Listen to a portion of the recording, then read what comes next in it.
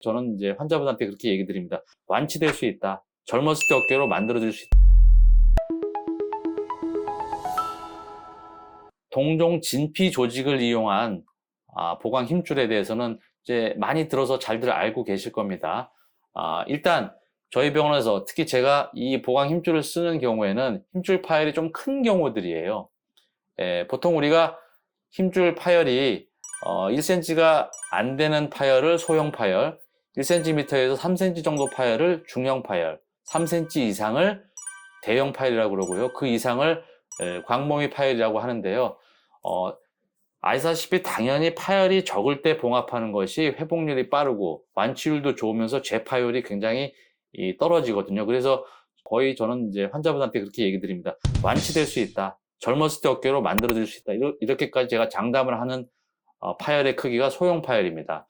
뭐 당연한 얘기 같지만 구멍이 작을 때 파열을 봉합하게 되면은 조금 더 빨리 낫고 모든 게 빨라집니다. 재활도 빠르고 회복률도 빠르기 때문에 거의 정상 어깨처럼 만들 수 있거든요.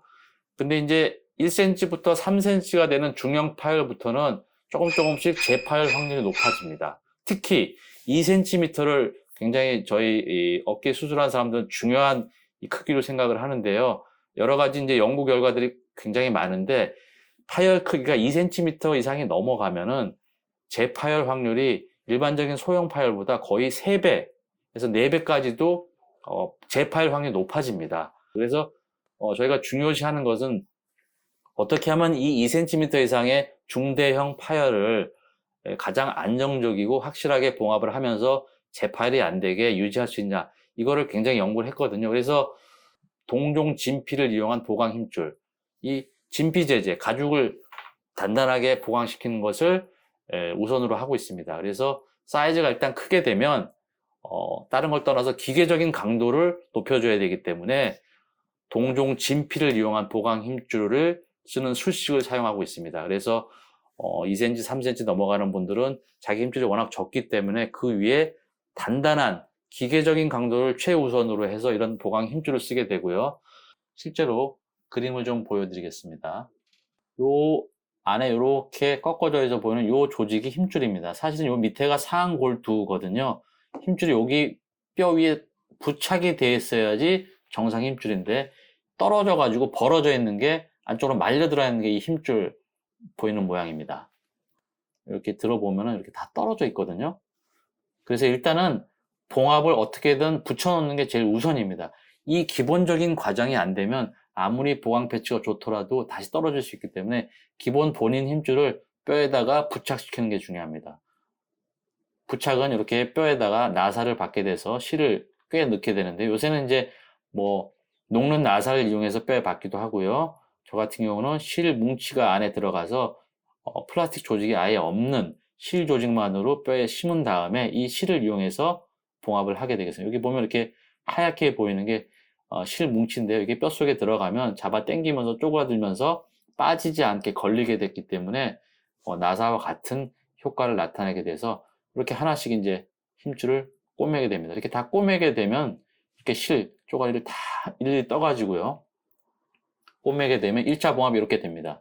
근데 보면 여기 아직 뼈 조직이 드러나 있고요. 꼬맨 힘줄 조직 자체가 대형 파일인 경우는 오래돼서 굉장히 얇아져 있고 좀 위축이 되어 있습니다. 그래서 이것만으로는 이 힘줄 자체를 유지하기가 쉽지 않고 재파열이 잘 일어나기 때문에 이 위에 뭔가를 한번 보강해서 덮어주고 싶은데 그게 바로 보강 힘줄을 이용해서 힘줄 파열을 단단하게 덮어주는 겁니다. 이렇게 이제 1차적으로 봉합한 것이고요. 저는 뭐 많이 파열된 것들은 안쪽에 1열 봉합이라고 하는 게 있고요. 그 다음에 바깥쪽에 좀 뜨는 부위는 이렇게 2열 봉합으로 2열, 3열, 마지막에 하는 3열까지 해서 3중 봉합을 하고 있습니다. 그래서 이게 바로 동종 진피 조직입니다. 여기 사람 제가 이니셜을 쓰고 이제 넣게 되는데요. 사이즈를 재보면 보통 한 3cm 이상 가로 길이에 세로로 한 2cm 이상이 되는 이런 하얗게 보이는, 여기 자세히 보면 땅구멍 같은 게 보이는데요.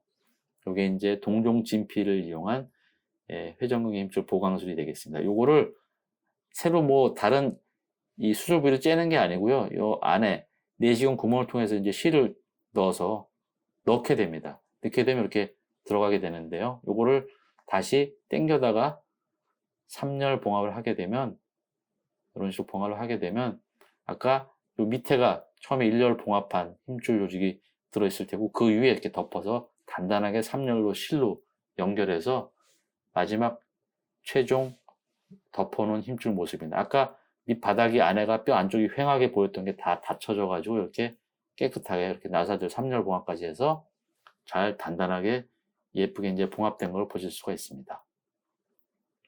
요게 동종 진피를 이용한 회전근개 힘줄 봉합술입니다.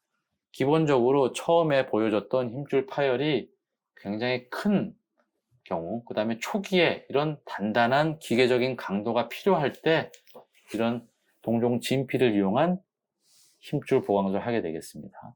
자세히 보면 두께가 요게 한 거의 5mm 정도 되는 두께거든요. 단단하기 때문에 힘줄 초기에 강도를 높여주고 보호하는 역할을 하게 되겠습니다.